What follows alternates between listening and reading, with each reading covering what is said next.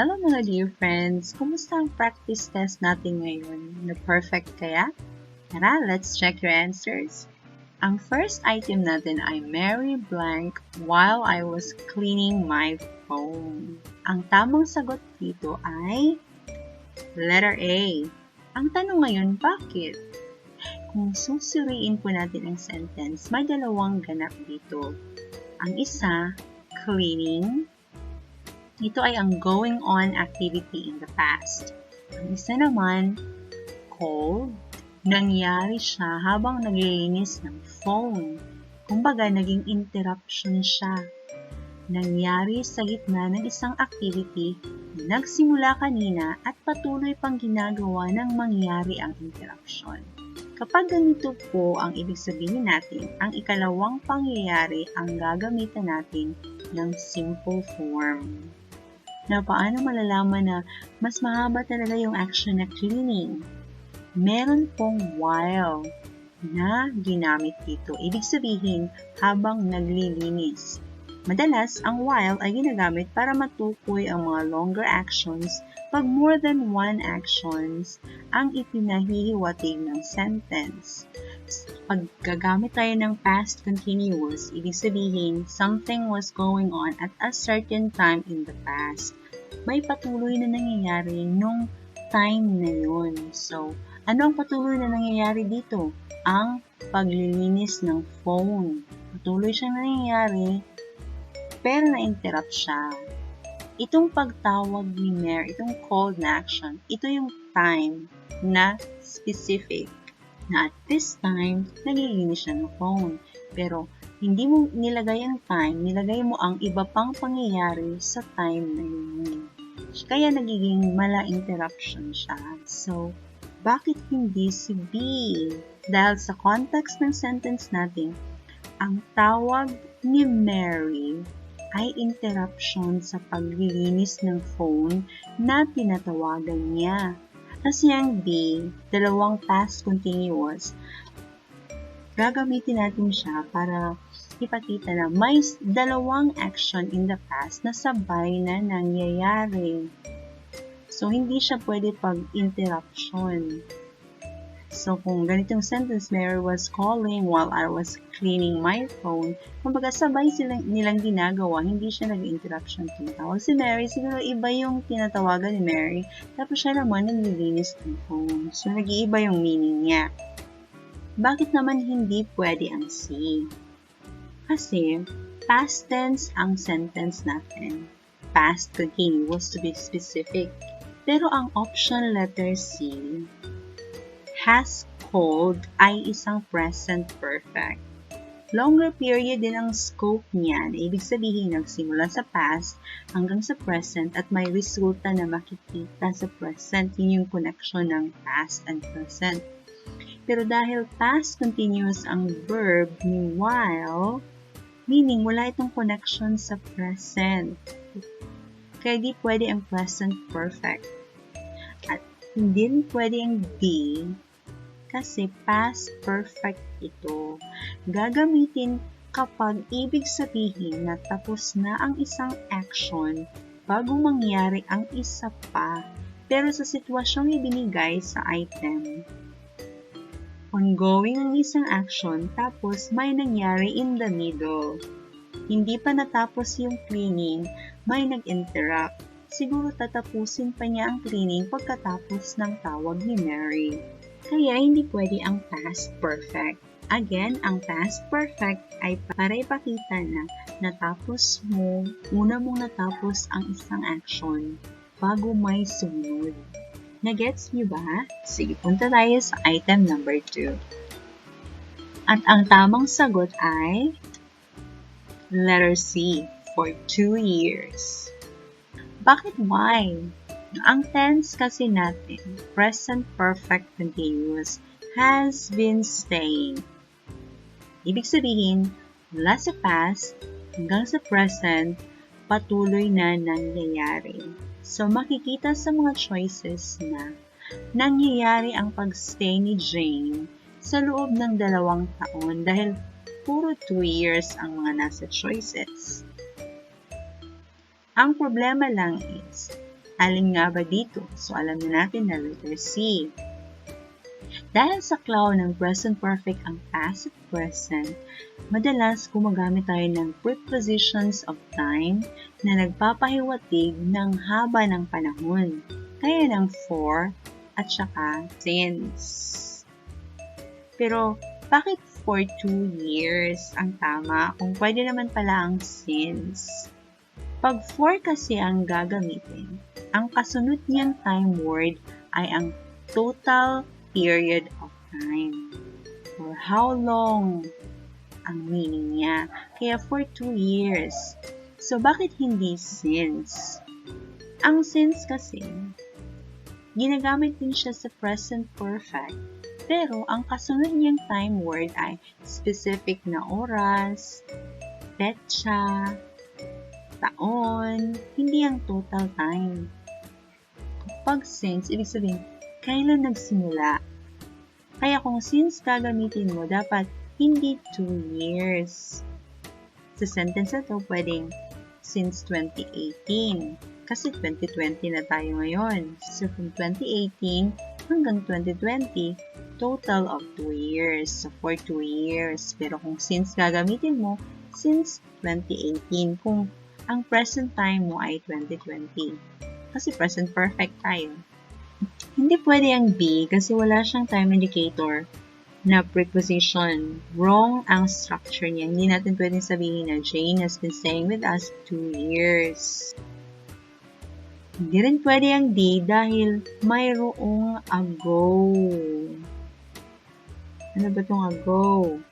Ang ago ay katulad ni since na nagsasabi kung kailan nagsimula. Pero, unlike since na pwede sa present perfect, ang ago ay ginagamit sa mga past simple tense lang. Yung mga tapos na mga pangyayari na wala nang kinalaman sa present. Pero ang sentence natin ay present perfect. Nagsimula noon hanggang ngayon. Kaya hindi siya pwede. Pag mga hanggang ngayon, hindi pwede yung ago. Ang ago ay para lang sa mga noon, matagal na. Nagets niyo ba? Sige, let's move on to the next item. Ang tanong ay, where, tapos blank. Ang mga choices is about being born. So nagtatanong kung saan ka pinanganak. At ang sagot naman ay in Boracay. Ano kaya ang tamang pagtatanong in English kung itatanong mo kung saan pinanganak ang isang tao? A, B, C, or D? Sagot ay letter C. Where were you born? Bakit C? If you notice, ang lahat ng choices ay may born, di ba? Sa Tagalog, pinanganak. Ang tanong ay saan ka pinanganak? Sumagot siya na sa Boracay siya pinanganak. So, ang hahanapin na lang natin dito ay ang tamang structure gamit ang word born. Pag sinabi mong born o pinanganak, tapos na nangyari yun. Sa past yun. Kaya pipili tayo ng past. Tapos kung tatanungin ka nito, meaning tapos ka ng pinanganak, nabuhay ka na sa mundo. So, past tense ang gagamitin natin. Ang letter C ay gumagamit ng were. Plural form ng was. Past tense. Ito ang nababagay, naka-past tense. Ngayon tanong mo, paano? Past tense rin naman ang letter B. Mayroong did. Bakit C ang sagot? Kasi passive structure ang kailangan ng sentence dito. Ano ba yung passive? Ang bawat sentence kasi ay either active or passive ang voice niyan. Depende sa verb na ginagamit. Either ang action ay ginawa ng subject or ang action ay nangyari sa subject. So, suriin natin ang word na born. Ang born, pinanganak, ay isang action ng pagluwal ng bata sa mundo. Sino ba ang makakagawa nito? Sino ba ang manganganak? Ang ina. Sino ang ipinanganak? Ang anak. Sino ang gagawa ng aksyon? Ang ina. Ngayon sa sentence natin, ang subject ay you. Ikaw, tinanong ka, saan ka pinanganak? Ikaw ba ang gumawa nito? Hindi, ang nanay mo. Nangyari ito sa'yo. Ikaw ang pinanganak ng nanay mo. Kaya passive structure ang nararapat dito. At ang pattern ng passive structure ay be verb. So, kung present is are, kung past was were, tapos, susundan siya ng past participle. Kaya, were born. Born is a past participle of bear. Pagluwal, pagpanganak. Kung gusto mo ng active structure nito, gawin mo itong, where did your mother bear you? Pero napaka-strange ng sentence, diba? Bakit active at passive ang gagamitin? Depende yun kung sino ang focus, yung subject. Ikaw yung focus, hindi yung nanay mo. Kaya nga passive ang gagamitin yung sentence. So, alam na natin na di pwede ang A kasi present form siya. Meron siyang R. Passive nga siya, pero hindi siya past tense. Ang B naman, hindi rin siya pwede kasi ang structure ng passive kapag past simple tense lang ay be plus past participle. Pero ito, did ang gamit. Tapos, may past participle. Wrong structure pa siya dahil ang did, ang partner niya ay base form of the verb lang. So, kung born ang subverb, dapat bear siya. Did bear. So, hindi siya bagay. Wrong ang structure niya.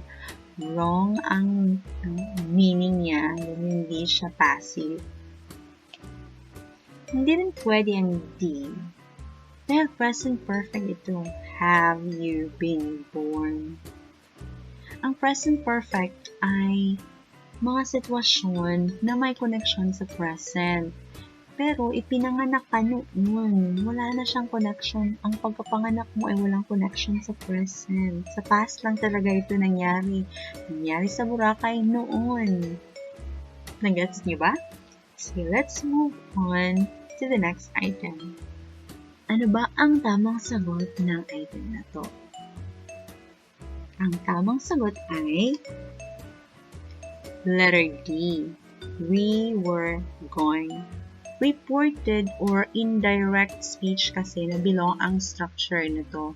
In this case, question ang ginawa ng indirect statement. Ano ba yung reported speech? From the word report, inulit mo lang ang sinabi ng iba. Pero hindi mo siya kinu-quote. Hindi mo kung ano exactly yung sinabi niya. Ini-indirect mo siya. Madalas, ginagamitan natin siya ng she said that, they told me that, they asked me, where, why, how. Yung mga tanong mo na, uy, sabi ni ano, ganito, ganito. Yan yung mga reported speech. Pero ito, indirect siya. Wala siyang quotation. Hindi siya quoted. Hindi kopya-kopya yung words. May changes na ginawa sa structure. Pero the same pa rin yung meaning.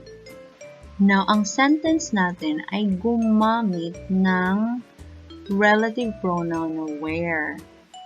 So, malalaman natin na ang indirect speech na to ay galing sa question na, where are we going? Nagtanong yung friends ko, where are we going? Kapag ang question, ginawa mong reported speech, may changes sa word order niyan. Mula sa question word na where, na dapat ang susunod ay verb, pag indirect na siya, hindi na verb ang susunod niya, subject na. So, bakit where? Bakit hindi are kung ang direct speech are where are we going? Kasi ang most basic na rule ng reported speech ay from present, magiging past ang structure niya. Pag ni-report siya or pag na-indirect speech na siya, basic yan ha, may mga specifics. Basic lang muna tayo dahil ito ang safest way to make indirect statements. Meaning, okay siya most of the time. So, kapag present tense sa direct statement, magiging past yan sa indirect statement. That's the general rule. At may indicator rin dito na past ang gagamitin natin dahil past tense ang reporting verb na asked. So, alam na natin kung bakit hindi pwede ang A. Dahil iba yung structure niya. Ang sumunod ni where ay ang helping verb pa rin. Okay sana yung tense, kaso hindi okay yung structure. Ang B naman, hindi tama yung tense at saka incorrect yung word order niya. Wrong na yung tense niya dahil present. Tapos, ang sumunod sa where ay verb. Pag indirect, dapat subject na ang susunod after the question word. Ang C naman, hindi pwede kahit tama yung structure niya. Si where, susundan sana ng subject. Kaso, present tense siya. The general rule is from direct to indirect. Ang pinaka-safe, gagamit tayo ng past form. Kaya incorrect yung tense niya. Nagets niyo ba? Sige, punta na tayo sa last item. Let's end our session today. Let's just meet again. Alin dito? On Friday morning, at Friday morning. So, lahat sa Friday morning. Pero ang tanong, in, on, or at? Ang tamang sagot ay on Friday morning. Now, bakit hindi in Friday morning or at Friday morning? So, ang item na to ay tungkol sa mga prepositions of time na in, at, and on. So, bakit on Friday morning? Bakit on ang preposition na dapat? Ang on kasi ay ginagamit kapag tinutukoy natin ang isang araw, no? Day.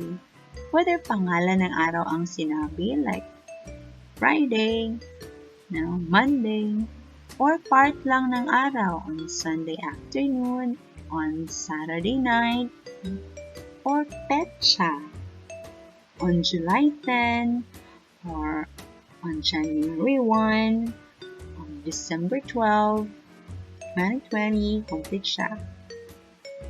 O kaya pangyayari na tinutukoy isang araw on my birthday, on Christmas, on our anniversary.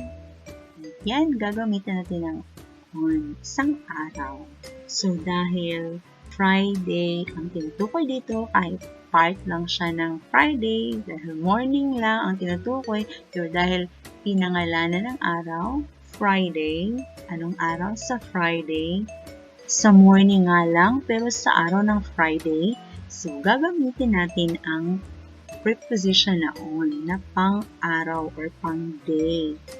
Bakit di pwede yung in? Para saan yung in? Ang in kasi ay ginagamit siya to indicate period of time. Whether short lang na period or malawak ang scope ng period na yan. Liit man o malawak, basta isang period of time ang tinutukoy. Period of time din naman ang araw. So, iba na yung specific na kasi siya. Pang-on lang talaga yung isang araw. Yung ibang mga period of time, gamitan mo ng in. Ano ba yung mga period of time? In the morning, o pag walang pangalan ng araw, yung morning, yung afternoon, yung evening, in yung partner niya na preposition. Ganon din yung isang buwan, in the month of June or in June. No? Isang taon, in the year 2020 or in 2020. Or isang century, in the 21st century. So, yan ang gagamitan natin ng in. Hindi rin pwede yung at. So, di pwede ang at Friday morning. Kasi ang at ay ginagamit pang specific time or oras, hour, specific na point of time or oras. Gaya ng 10 o'clock, at 10 o'clock, at 9:45, at noon, at midnight. Of course, may mga exceptions ang mga to. Gaya na lang ng at night. Pero ang mga sinasabi ko earlier, yun ang mga basic or common functions nila. For details, pag-aaral natin to sa mga upcoming videos ko. For now, basic lang muna tayo. So, on, kapag tinutukoy isang araw, kahit part lang ng araw, basta pinangalanan yung araw or tinutukoy ay yung isang araw na yun. In naman, pag period of time, the length of time, short man siya or long, short katulad ng in the morning, or long katulad ng isang buwan, isang taon, isang century. Kasi yung period na yun, na may set of time or set of days, yun yung gagamitan natin ng in. At naman kapag specific na oras. At noon, 12 kasi yan. At midnight, 12 din yan. So, specific talaga siya na oras. At ang gagamitin. Nagets niyo ba?